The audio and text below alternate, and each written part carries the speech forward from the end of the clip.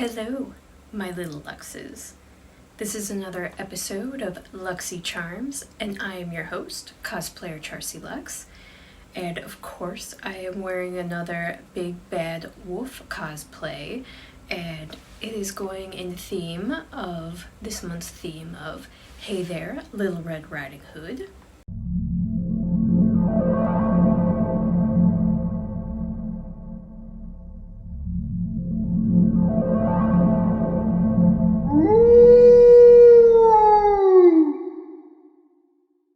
And for today's episode, guess what we are going to be talking about? Well, considering the fact that you can look at the title of the post or from the description, you know exactly what this episode is about.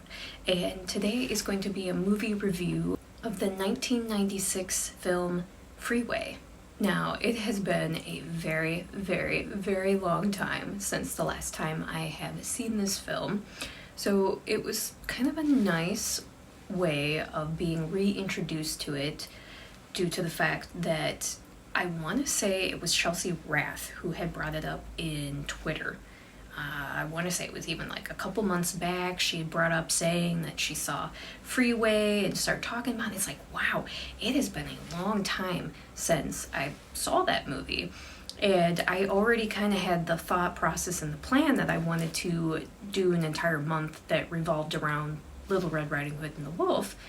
So thinking of an idea of a modernized Little Red Riding Hood story, Freeway was perfect, like that perfect mixture. And it's kind of funny thinking now saying modernized when that movie was from the 1990s. But it's still modernized compared to the Brothers Grimm version of Little Red Cap. So I wanted to, of course, pull you in to do this review about the film, give the cast and crew, kind of give a little bit of information that I have that I do know about it. And not only that, do kind of a comparison of Freeway from the original Little Red Cap type idea, because there are a lot of similarities. Obviously, it's modernized, duh, but it's also interesting to think of the idea that the focus on both stories is still the exact same. So if you are brand new to my channel, welcome. We gladly welcome freaks and weirdos all alike, and obviously we're very open-minded here on this channel. Granted, we don't like jerks or assholes, but I do want to open up before talking about Freeway, saying that this is a spoiler alert, and also kind of a viewer discretion advised, trigger warning, because in Freeway, it is very dark, heavy content.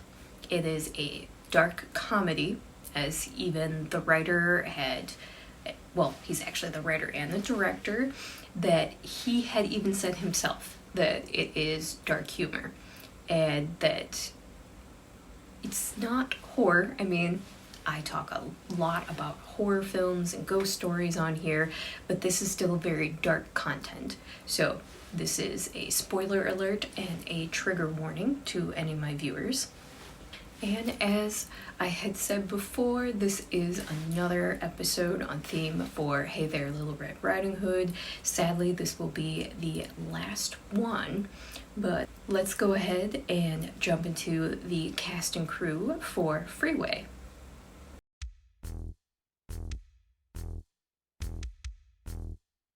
ReeseWitherspoon as Vanessa Lutz, KieferSutherland as Bob Wolverton, Bokeem Woodbine as Chopper, Wolfgang Bodison as Detective Buer, Dan Hedia as Detective Wallace, Kitty Fox as Grandma, Lorna Raver as Judge, Amanda Plummer as Ramona, Brittany Murphy as Rhonda, Alana Urbach as Mesquita, Conchata Farrell as Mrs. Sheets, Brooke Shields as Mrs. Wolverton, Annette Helde as Lady Cop, Michael T. Weiss as Larry, and director and writer of this film is Matthew Bright.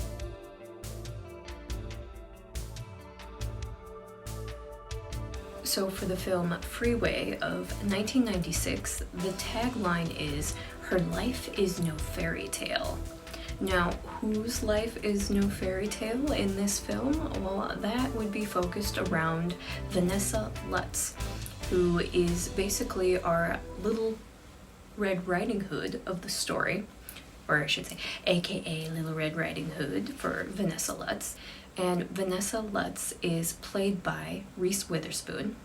I'm going to give a couple of plot synopsises from IMDb, and then I will also go more into depth with my own version of giving my thoughts and kind of just giving an all-around review of how I feel about the film. So for our plot summary, we have a twisted take on Little Red Riding Hood, with a teenage juvenile delinquent on the run from a social worker traveling to her grandmother's house and being hounded by a charming but sadistic serial killer and pedophile. Like I said, the content in this film is very dark. As said before, trigger warnings. And Daniel Aubrey White gives a little more in-depth version of the plot synopsis. And Little Red Riding Hood for the 1990s. After her mom and stepdad are arrested, 15-year-old Vanessa Luxxx decides that instead of once again being put into a foster home, she'd rather go and search for the grandmother she never met and live with her. On the way to the grandma's house, actually a trailer park, Vanessa's car breaks down and she's picked up from the side of the road by Bob Wolverton. Kept wondering if I was going to pronounce his name right. Bob Wolverton. A counselor at a school for troubled boys, Bob slowly earns Vanessa's trust and eventually convinces her to talk about her sexual abuse at the hands of her stepfather. When Vanessa realizes that Bob is enjoying what she is saying, she realizes that he is actually the I-5 killer from the news. She tries to get out of his truck, but the inside door handle has been removed. Dun, dun, dun. Or I should say, dun, dun, dun, because that's what is right after removed. But anyway, so, as I have mentioned before, that the content from this film, very dark. But I do want to state that I find it interesting that, obviously when IMDb opens up with their story, they're like a twisted tale or twisted take on Little Red Riding Hood. I don't know if you know this, but the Brothers Grimm version and the original from Charles Perrault is twisted and dark to begin with. I mean, but yes, I get it. Their modernized version for Freeway is definitely twisted, dark, but they kind of throw it in your face, the exact same summary line for the moral story of the original Little Red Cap. So I find it very important to kind of compare the stories, because I feel like the writer did a really great job in the fact of still taking the original story. So of course you have your two main characters, who you have your protagonist, who is Vanessa Luxxx, played by Reese Witherspoon, who is only 15 years old, but we are easily able to recognize her as our character of Little Red Riding Hood due to the fact that the first moment you're introduced to her character, she is wearing a red jacket. And red is very important throughout this entire film, and usually you are seeing Vanessa wearing red, and even up into her final moments where she's wearing even a bright red skirt. So you know for a fact she is our Little Red Riding Hood. And then you have our antagonist, who is Bob Wolverton, who is played by KieferSutherland. Wow, I can't say his name today. KieferSutherland. And Kiefer, when he had done this film, he was in his 30s, And it's also interesting to note, so yes, Vanessa Luxx's character is supposed to be 15 years old, but Reese Witherspoon, when she filmed this, she was about 19, 20 years old. So then having KieferSutherland, who's in his 30s playing the big bad wolf, you gotta remember that a lot of the times, especially in films and those kind of adaptations, they're usually played by adults. They're not played by, I mean, it would be even more creepy to think. But anyway, we'll get off that topic, that she was an adult when she did this film. And so for the content to be as heavy and dark that it is, that she has an adult mind and an understanding that this is just a role that she's doing. But this is a role that she did phenomenally well, that she was amazing. In my opinion, I think this is Reese Witherspoon's best role, hands down.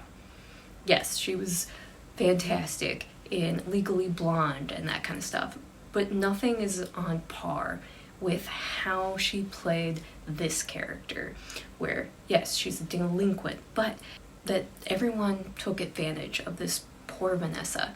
And that even her mom never grew up in her own mind. Essentially, she was still a child herself.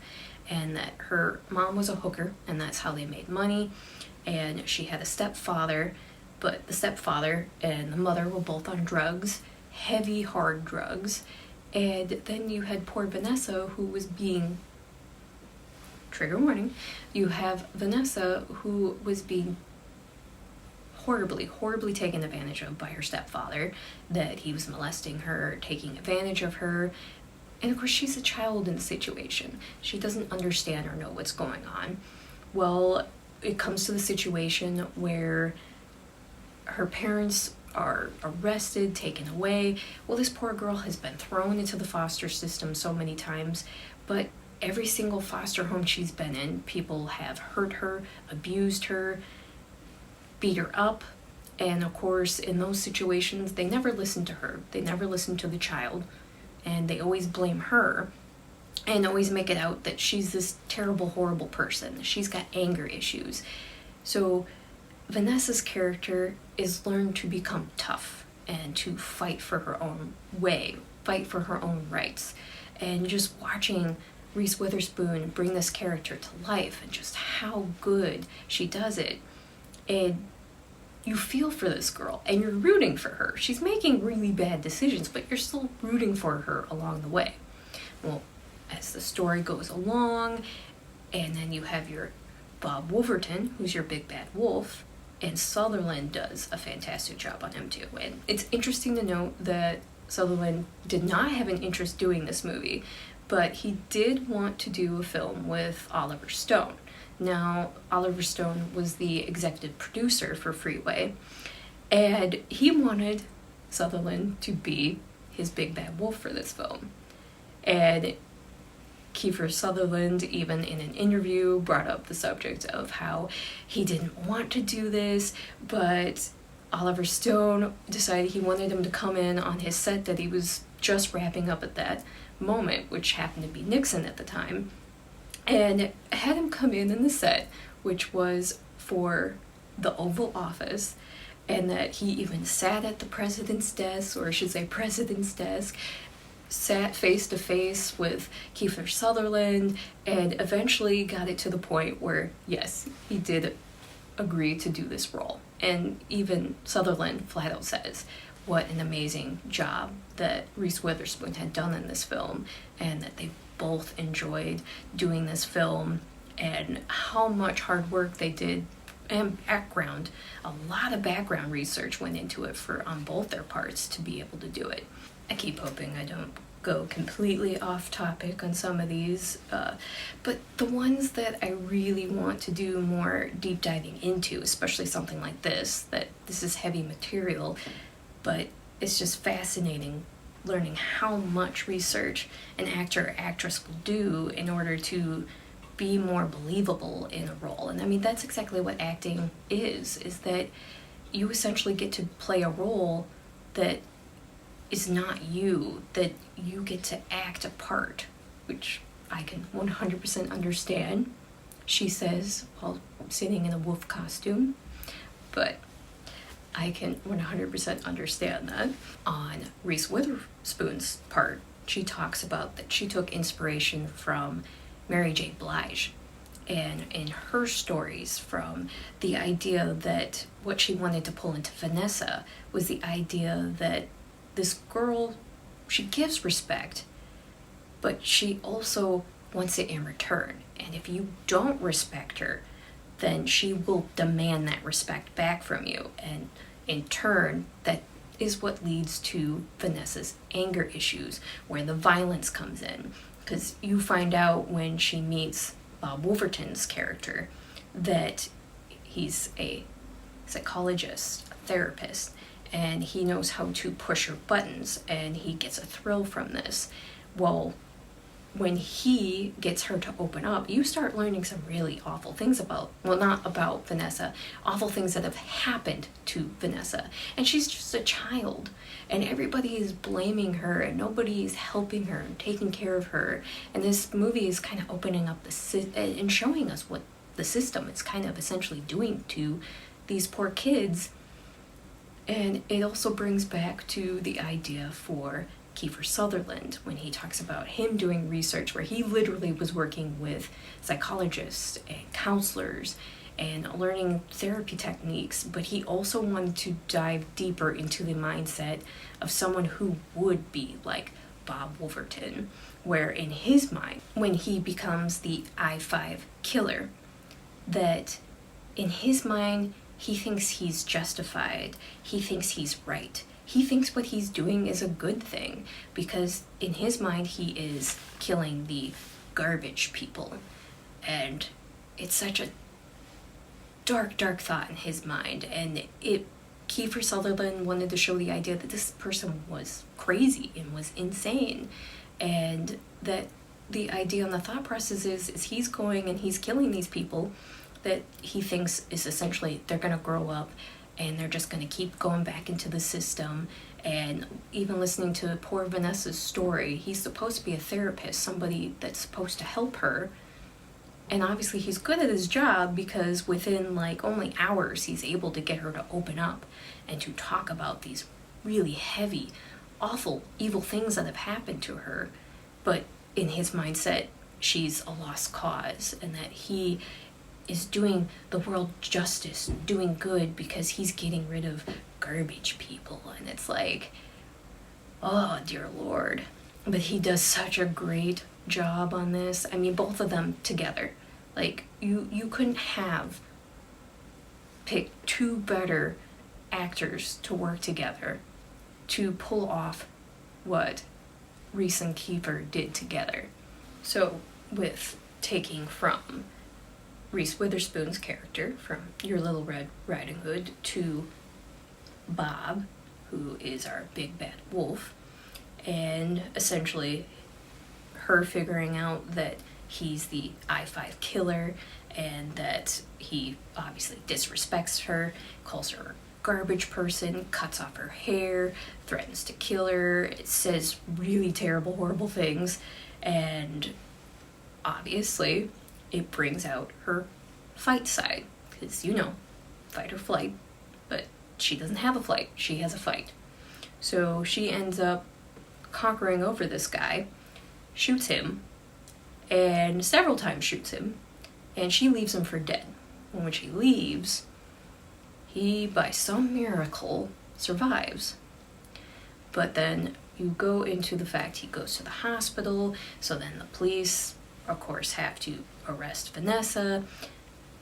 Bob Wolverton is the ultimate wolves in sheep's clothing because he plays it off that he's the victim and that Vanessa is the villain. She's the bad guy. She's been in the system for how long? She's been a juvenile delinquent how many times? And she's been arrested and this and that. And she's ran away from home, and able to paint her out to be the bad guy so that he becomes, like I said, essentially the victim turned hero of this story. And so he's a wolf in sheep's clothing. He's the bad guy. Poor Vanessa was actually doing the good thing, because she flat out even said, she's like, and I think she even told the police this too, that I needed to be rid of this man, and I couldn't live with myself if I would have known that he was still out in the streets and could kill somebody else. And what essentially makes Bob the scariest is the fact that he thinks what he's doing is a good thing. That's a scary thought. He doesn't think what he's doing is wrong. And the fact that he's preying on essentially children, it's usually young teens, but as soon as he finds out that any of these women that are in his car, that any of them are hookers in any way or form, or what has happened in their past, like as soon as Vanessa opened up to him, that's as soon as you start seeing his true form start leaking out. And he's able to fool everyone. He even fools his wife, who's played by Brooke Shields. Totally fools her. And even Brooke Shields in an interview was talking about the fact that she played her character, that she only knew this one side of Bob, that she had no clue that he was a killer, that he was a sicko, and that he loved to prey on young women, that she had absolutely no idea. Which we do hear cases like this over and over and over again, especially for serial killers. And you'll have the family members who will fight with the system and say, there's no way. My father is this wonderful guy, he's stand up and this and that, and anybody that was a friend will only say glowing reviews about them. That's how good they are at fooling people. And it's a weird phenomenon that most of us on the outside can look at it and be like, how could you not know? How dare you? Unfortunately, evil is evil, and they know how to trick people. I mean, watch any documentary on true crime and you'll very quickly figure out that everybody has a dark side. It's just some people are literal psychopaths.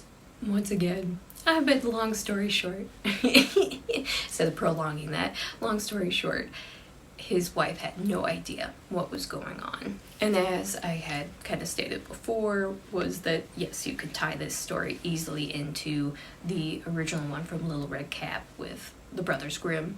And if you haven't heard that story or would like to, my last episode, literally, it was just the ghost story of the Brothers Grimm, Little Red Cap, or aka Little Red Riding Hood. So if you could, definitely, I'll have the link down below if you want to listen to it, and this part will make more sense. Granted, most of us have heard some version of Little Red Riding Hood at this point. Of course, you have, right away, Vanessa, who wants nothing to do with the foster care system anymore, so as a 15-year-old, she runs away, and she heads straight to Stockton, California, because she wants to live with her grandmother. So you have Little Red Riding Hood. On her way to grandmother's house she goes, and they even tie it in with the item. Instead of her having a regular bag, duffel bag, suitcase, she packs everything into a giant wicker basket, and it's all placed together underneath a red blanket. So a beautiful tie-in with her red jacket on, carrying this basket. It was chef's kiss in the writing for the idea of pulling your version, your modernized 1990s version of Little Red Riding Hood. So she's traveling up to the grandmother. Well, her car breaks down, so of course you have the big bad wolf, Bob Wolverton, who comes in, and he thinks he's going to save the day, and that he takes her. Of course, you have where the fight ensues for Bob and Vanessa, and we know what that leads up to. And that's where your story starts stemming differently. I mean, your main tie-ins are there. You have your Little Red Riding Hood, who's traveling to her grandmother's house. A big bad wolf comes in and tricks her, tries to make her think that they are a friend. Well, you move to the end of the movie, the end of the film, to where you have Bob, who of course shows up at the grandmother's house before Vanessa, and that he impersonates and pretends like he is the grandmother just so he can catch Vanessa. So yes, you have those wonderful tie-ins from the original story, and I essentially think that Matthew Bright did a really, really great job with his version of the story. And it stays with the same dark tone, but guess what? It is the exact same moral to the original story of don't talk to strangers. But it's also the idea that yes, you can conquer your fears, that Little Red Riding Hood was able to conquer her fears in these situations and could win and defeat the wolf. And it was the exact same way in Freeway, or I should say Little Red Cap. And we all know it's Little Red Riding Hood. But you also have Vanessa, who was able to defeat and fight off Bob, and so she won against the big bad wolf, or the wolf in sheep's clothing type idea.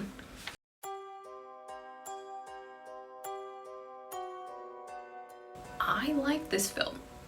Like I said, the first time I watched this film, I was a kid. I'm pretty sure the first time I saw this, it was in 1996 when this first came out. And this is a heavy movie, like very, very heavy movie that a kid really shouldn't be watching. And as a kid, I was a huge Reese Witherspoon. And as a kid, I was a huge Reese Witherspoon fan. I mean, I'm still a fan of her work and everything, but back then I absolutely adored her and looked up to her. I thought she was the shit and wanted to be like her, especially after watching Freeway and being like, God, I want to be a badass like her.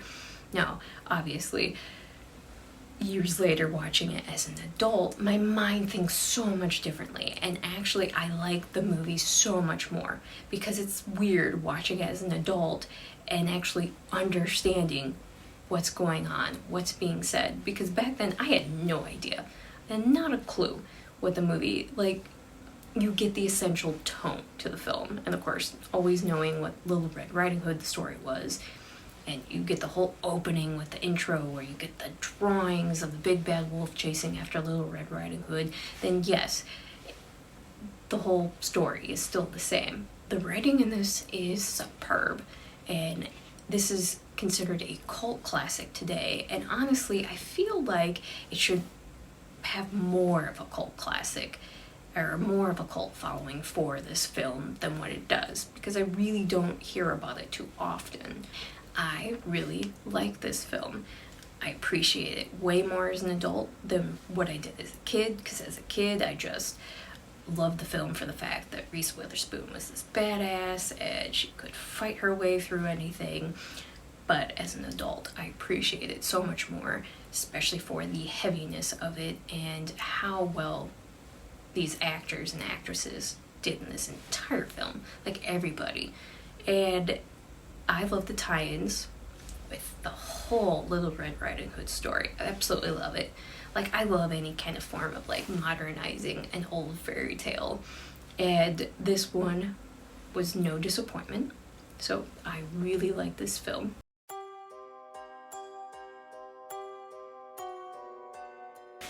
Obviously, I recommend this film. I do need to start getting in the habit here on Luxxxy Charms to start talking about films I don't like, because there are plenty of movies out there that I don't like, even ones that I've tried to give more chances, or they're just bad movies, bad writing, or there's an ending that I just can't get on board with.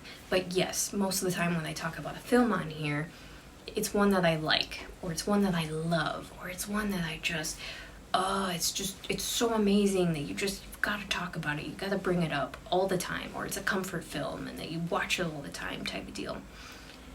But to be fair, I generally am very, very open-minded, and I usually like and love a lot of things. And some of my favorite movies of all time are the ones that are the bad B-rated cheesy movies. So, as I like to tell people, I maybe not the best person to reference off of if you're gonna like a film or not, but me, if you are very open-minded about films, but this one, since it's so in-depth, it's so well done, the acting is amazing in that, yes, I recommend this movie, and I feel like someone should at least watch it at least once in their life.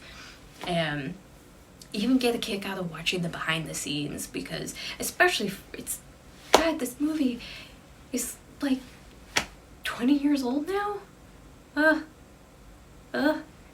20 something years old now.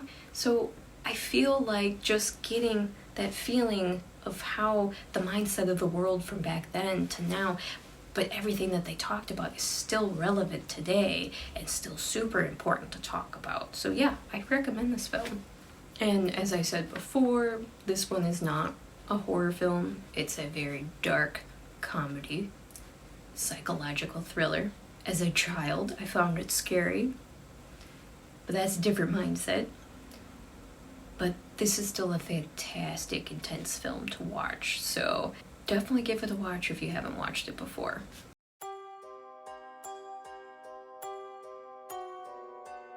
So, I'm super hoping that this recording doesn't have too many glitches. I have noticed a couple times where it was out of sync, and as I kind of referenced before, we think it's because the computer that I have, it's a gaming computer. It was designed for gaming in purposes.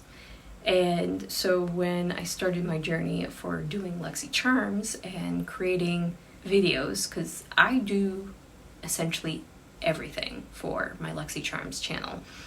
I do the recording, of course I do my makeup, I don't script anything technically. I give myself notes to kind of reference from and feed off of that, but I learned that I do better being more impromptu than and just kind of like feeding off of myself from all the research that I've done type of deal. But I also do my own edits and producing, all of it. This computer does not handle it because this was not intended for that type of work. So my husband and I are kind of trying to do investigating to figure out what kind of computer upgrades I need in order for this one to be able to handle it, or just buying another computer and piecing it together so that I can be able to create this, because I love doing these kind of films, and this is a favorite pastime of mine. I love talking about horror movies. I love talking about ghost stories. I have always wanted to write books, so it's frustrating to me when I go to work on videos and see how splotchy some of it is. So, I mean, if any of you have any suggestions or can recommend computers that are good for essentially making videos and edits and everything for uploading on YouTube, I would gladly love suggestions. But anyway, like I said, I hope this isn't too spotty. But as I said before, this is sadly the last episode for Hey There, Little Red Riding Hood. But that also brings in some happy news for the introduction of next month's theme, which is also coming upon the 1-year anniversary of my channel for Luxxy Charms, or I should say, it's technically my Charsie Luxxx YouTube channel. But we are bringing back Luxxmas again, so I am excited to bring back Luxxmas, but I'm excited to bring back Luxxmas this year later with the update, me working on the ideas of revolving around the theme, and of course, Luxxmas is going to be around Christmas, but Christmas horror, because in Luxxyland, we never stop celebrating Halloween, we never stop celebrating horror. Yes, we'll stem away from it quite a bit because I have way more interest than just in horror, but most of my life revolves around costumes and horror and cosplay. So, welcome to Luxxy Charms, and welcome to next month's theme of Merry Luxxmas. We'll hopefully be talking about at least the 2 films that I would like to talk about are going to be Krampus and Jack Frost. And of course, I will come up with a Christmas-themed ghost story, and my coffee and cosplay episode, I will be talking about something Christmas-related. I don't know. in the comments, throw me some suggestions, like what kind of Christmas stories would you be interested in knowing about me.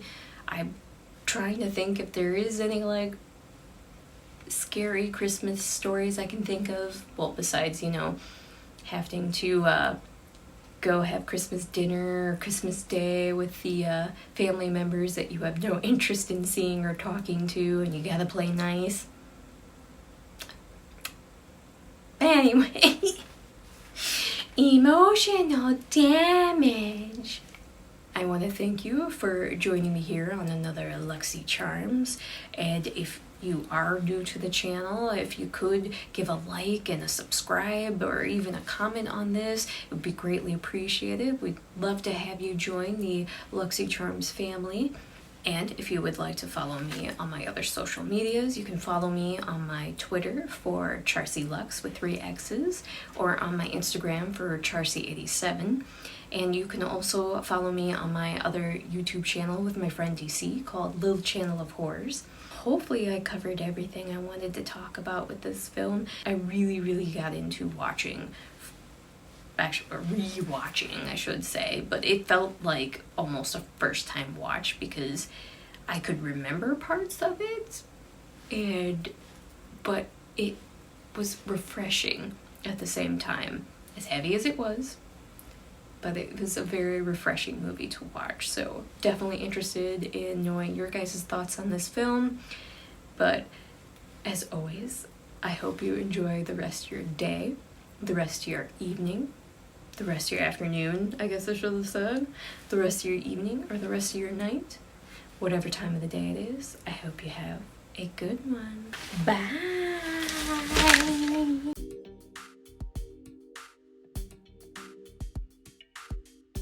But whatever. Anyway, so